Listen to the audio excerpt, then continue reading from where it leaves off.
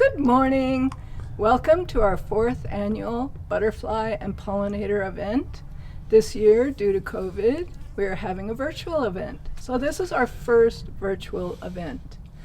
I'm Jill Bays with Transition Habitat Conservancy. I'm the board president, and last month we celebrated our 15th anniversary. So thank you all for making this happen and for keeping it going. And today and last week, we've had Gina Charpentier, who is on our board and is our treasurer, putting together this fabulous program for you, and Scott Brown, a wonderful video photographer who is donating his time and talent to make this wonderful presentation for you. And now I'll turn it over to Gina. Thank you. Good morning and welcome. As Jill said, this is our 4th annual Monarch Butterfly event. And at this event, we teach people what a Monarch Waystation is, why we should have one, and how to do it. This waystation was installed approximately 5 years ago with the help of so many volunteers. We had Girl Scouts, we had staff, we had board, we had everybody out here cleaning this place up and planting the plants that you see today. Now, as Jill said, we are Transition Habitat. We are located in Pinion Hills, and this is the Roberta Dewey Discovery Center, which is in the middle of our Puma Canyon Ecological Reserve.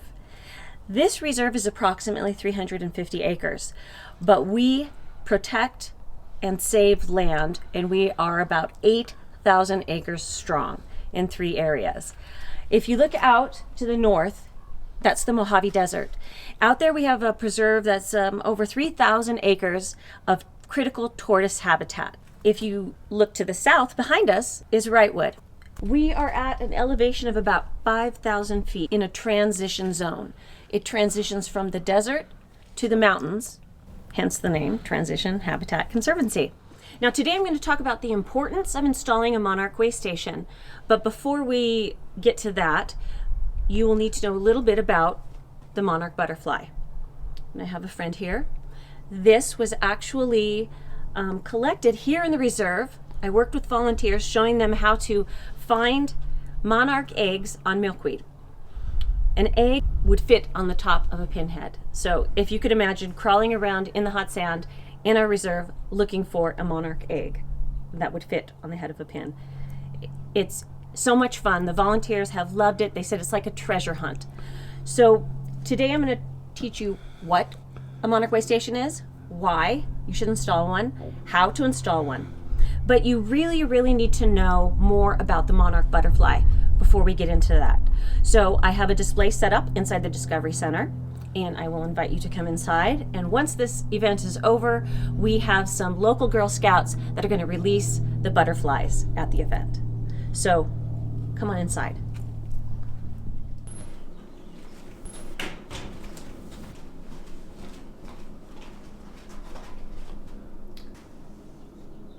There you go, little fella.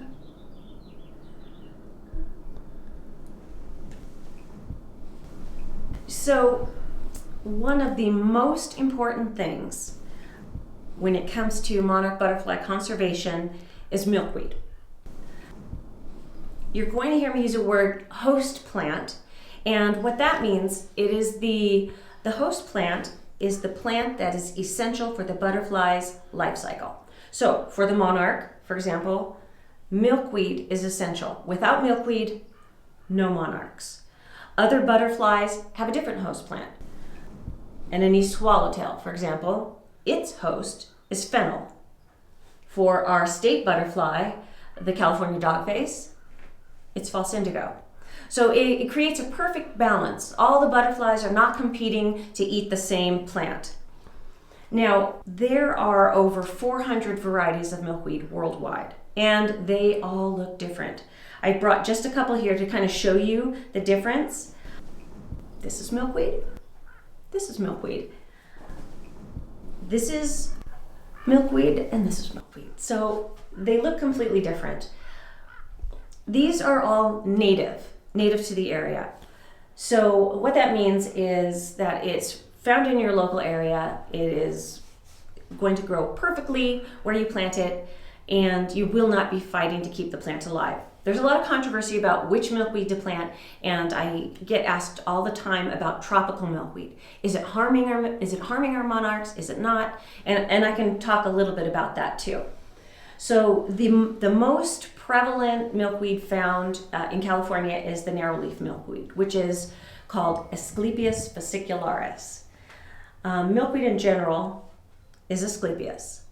So you have Asclepias fascicularis, you have Asclepias speciosa, which is a showy milkweed, and it is so beautiful. We have just an amazing specimen right here in our waystation.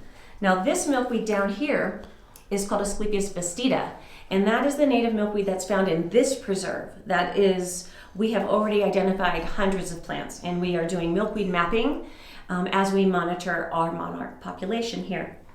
Now this one is found in South Africa. It is called balloon plant, and it gets these amazing round seed pods. It's sort of a hobby of mine to collect a variety of different milkweeds, but you want to stick to ones that are specific to your area. You will have the best luck, you'll have the healthiest monarchs. So the other thing that you need to know is the life cycle, and I have a chart here that I can kind of hopefully help explain. So the milkweed, as I said, is the host plant. So once the butterfly mates and she's ready to lay eggs, she's going to go through the garden and find a milkweed plant. So one female monarch can lay 400 to 1,700 eggs. That's one butterfly. The reason she lays so many is that most of them do not survive. And the reason she lays her eggs on the milkweed is it's the only food her babies will eat. The babies are the caterpillars. There's no way that if she laid her egg on, say, another plant in your garden, your roses, that tiny, tiny caterpillar could never find the milkweed plant. So that's why. The eggs are so tiny you could fit one on the tip of a pin. And it's hard to imagine that such a tiny egg will grow into such a magnificent butterfly. So she lays her eggs. The eggs take about 3 or 4 days to hatch, depending on the weather. Butterflies are cold-blooded, so they're very affected by the temperature. The warmer the temperature, the faster the whole process goes. Now, the monarchs, as they grow, they molt. That is called an instar. So they shed their skin, they molt, just like a snake would. They outgrow their skin and they essentially walk right out of it. So they have 5 instars before they're ready for the next stage of their life cycle. And each time the caterpillar gets larger and larger, and we have some specimens here that are about ready to pupate. So once they're ready, they will usually crawl off their milkweed, look around the garden for a nice sheltered place. They will use silk, attach their feet, hang upside down in a J. And I know a lot of classrooms, a lot of people have done this as a project in school. Then the skin splits open and essentially it comes off, it slides up like you would take a sock off your foot, and the skin just drops to the ground. And at this point, the chrysalis, this stage, they are very, very vulnerable. They're soft, they don't have the hard shell.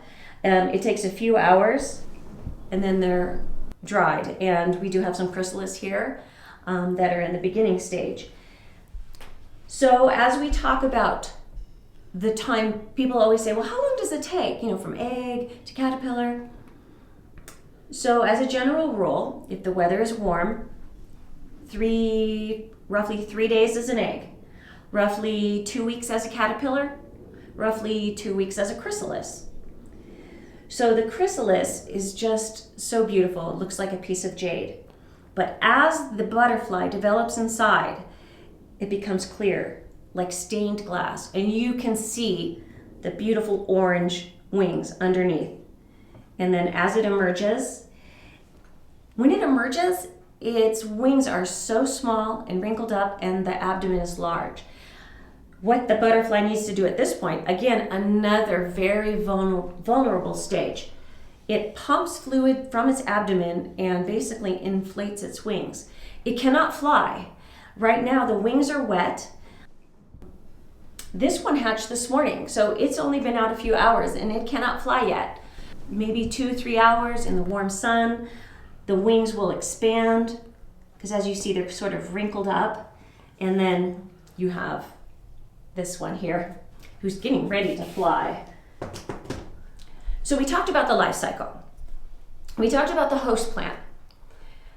You need to know those things to know what a Monarch Waystation is. A couple more facts before we get into that is, I think, probably the most iconic thing about the monarch butterfly is its enormous migration, 3,000 miles. There are actually 2 migrations.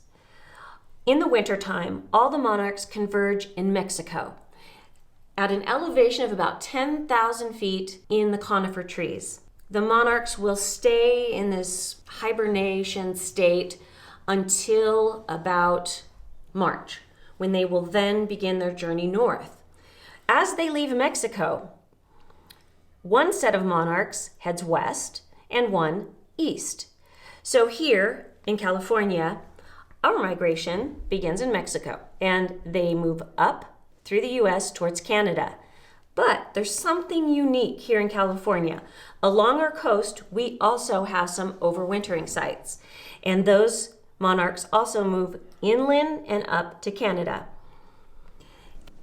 In the fall, they complete the journey from Canada back to Mexico. So as they leave their overwintering sites, that monarch has been alive for about 8 or 9 months. It mates, lays its eggs, and dies. The next generation continues its journey, its migration, lays its eggs, lives about 6 weeks, dies. That generation continues the journey, lays the eggs, and dies.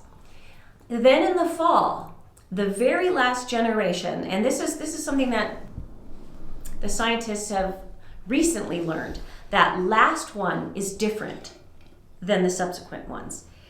It's a super monarch. It's bigger, it's stronger, and that one will be the one that returns to Mexico. That's the one that will make the 3,000-mile journey to overwinter. So you have the great-great-great-great-grandchildren going back to the trees of its ancestors. The exact trees. Now this monarch will overwinter, and it won't mate until springtime. So this leads us to Monarch Waystations. So as you can imagine, as the monarchs are traveling on their journey, they're looking for milkweed. The problem that the monarchs are facing right now is habitat loss, overuse of pesticides, Roundup killing them, and also climate change. Our temperature is only a couple of degrees higher. We don't notice it so much, but for the monarchs that overwinter on the California coast, it's confusing them. They're waking up at the wrong time, they're mating, they're looking for milkweed, and there isn't any because their timing is off. If you're over 20 years old, you probably remember when you were a kid, there were so many butterflies, and yet now to see a monarch, it's rare. That's because 20 years ago, we had 4.5 billion monarchs overwintering on our coast. Every year they're counted. Actual volunteers go to the trees along our California coast and count them. This past count, this year, January, 29,000. 20 years ago, 4.5 billion, and we now have 29,000. They are at a critical, very critical point. They are listed as an at-risk species, and I would not be surprised in the near future if they were listed as endangered. So it makes you feel helpless. It makes you feel like, what can I do? I'm just one person. Well, what you can do is plant milkweed. It was probably a few decades ago when I started doing this. I'm just one person. I did it to show my children, and teachers said, wow, that's amazing. Can you come to my class? And then I would speak at museums. And then all of my friends installed waystations. And then my husband, it's even spilled over into the commercial sector. So I have probably influenced hundreds of waystations, probably thousands of plants. One person. So I think we can make change by installing a waystation. What is it? A waystation is simply put a butterfly garden that fits all the needs of every stage of the monarch life cycle. From the adult, which is the butterfly. Now the adults, they drink nectar like hummingbirds and all other butterflies. So in your butterfly garden, in your monarch waystation, you want to include flowering plants that attract the butterfly because they see in colors. As they fly over your house, they will see the flowers and come on down. And once they land on the milkweed, the female will know, this is my host, I'm going to lay eggs here. And one of the unusual facts about a butterfly is that they taste with their feet. The kids find that hilarious. So she lands on a plant, scratches and sort of taste smells with her feet. She knows that's her host plant. She will lay an egg. As she moves through the garden, she will lay one egg at a time. So the 400 eggs, she's not going to just lay them all. She will, as she makes her journey, stop at all the waystations. So by creating a waystation, you're creating sort of a hopscotch, a network, rest stops along the way that gets them from one place to the other. So I would say the most important thing is stop using the pesticide in your yard because it's not only affecting the butterflies, it's affecting the bees. Use biologicals. That's what we do. You could probably see there's aphids on the milkweed. You cannot spray them with pesticides because you're going to kill the monarchs. So I put ladybugs. The ladybugs devour the aphids. So you're using natural ways, pull the weeds. Don't use Roundup. Find natural solutions. And I realize, you need sometimes that pests come in your house and you need to spray. Just make sure that the spray does not extend to your garden. The other feature that your garden should have, you've got your nectar, you've got your host plant, water. Butterflies and bees need water, especially in the middle of summer. You'll see bees, you're out there watering and they all head to the puddle. So a great way, and it's cute, you can put a bird bath in your yard, fill it with some stones so that they don't fall into the deep water, and you'll see butterflies and bees coming to drink. You should also include other shrubs, trees, because usually when the caterpillar is ready to make his chrysalis, he's going to crawl off his milkweed, and I found chrysalis under patio furniture, under the eaves. You create this special garden, and everything that you do to help the monarchs, you are directly helping the bees, which I'm sure you have all heard how our honeybees are having a lot of problems. So it's win-win. The other thing you can add to your monarch waystation are bee houses for the native bees. You're not going to get a bunch of honeybees making honey. You may get leafcutter bees, you may get some mason bees. All of these are so important. We need bees for our food crops.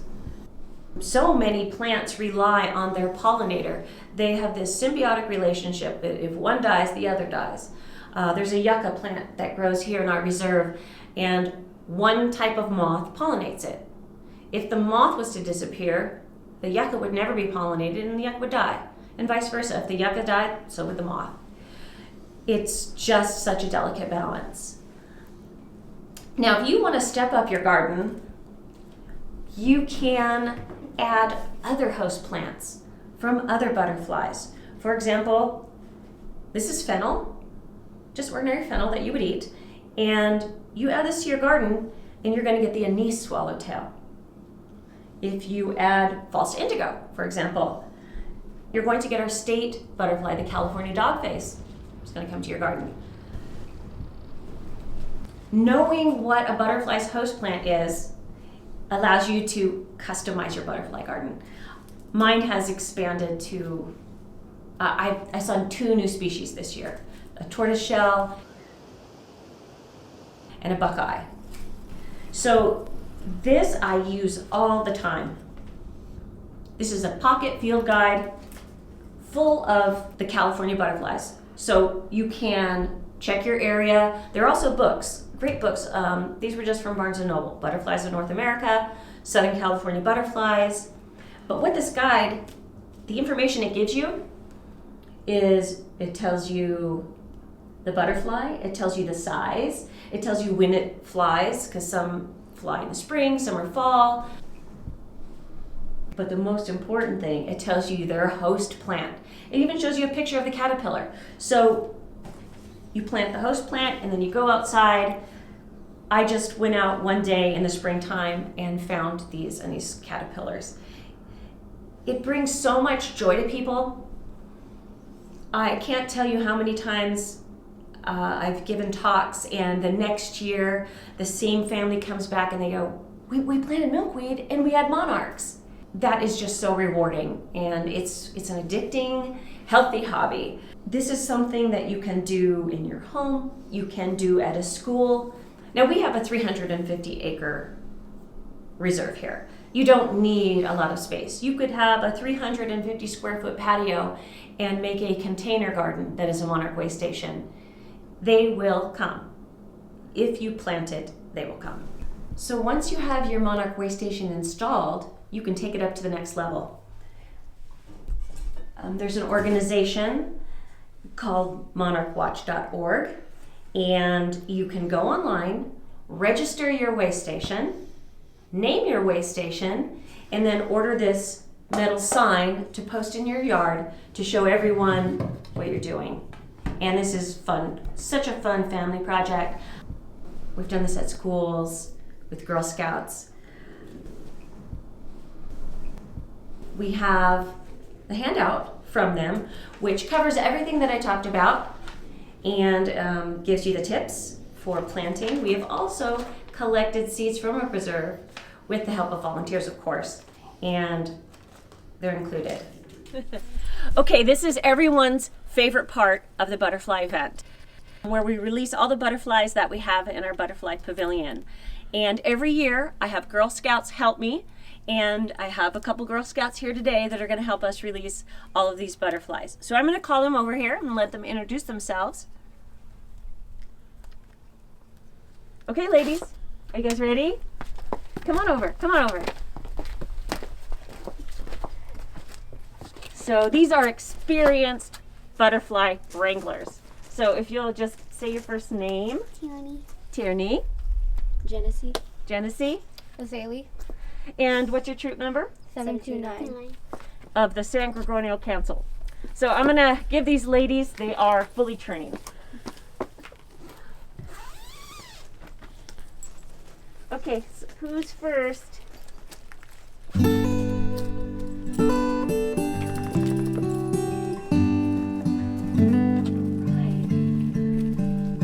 job.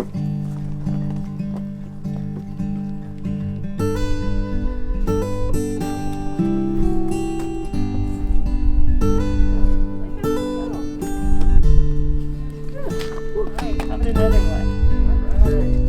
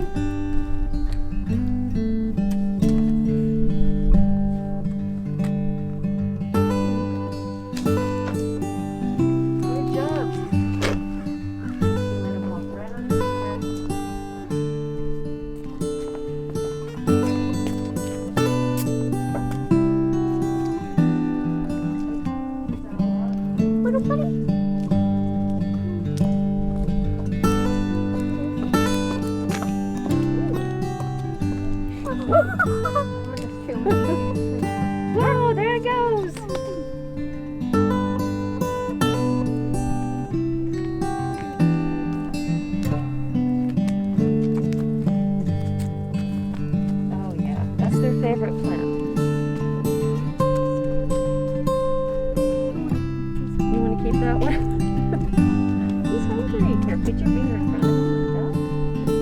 Stick your finger out. It's going to go on your finger. Oh, look at them. It's such a beautiful plant.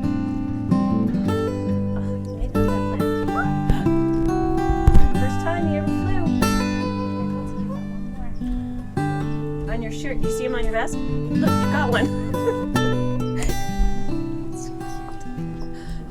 I guess the takeaway is that we can do something. And we can do something now. Just imagine if each of us, everyone watching this video, planted one milkweed. And you gave those seeds from your plants to someone. Just imagine how that would grow. One plant at a time. You'll have the opportunity, we can mail you seeds, you can purchase plants, and we will give some information at the end of the video about that.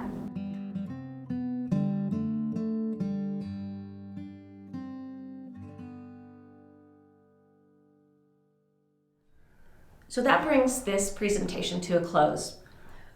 But I want to say that on behalf of all of our board, all of our staff here at THC, that we appreciate all the time that the volunteers have come out and given to us. It means so much to us. And we couldn't do this. We're a nonprofit. We can't do this without volunteers and donations. And we appreciate every single dollar, from the $5 donation to the $50,000 donation. Every dollar is so appreciated. And I can say that on behalf of everyone at THC, that it means so much to us. And we miss you. We miss seeing you at the event. So hopefully next year we can all get together again and do this, and I'll get to talk to you face to face. But remember, if you have questions, post them in the comments. If not, you can also email me at gina@transitionhabitat.org, and that's GINA@transitionhabitat.org, and plant milkweed.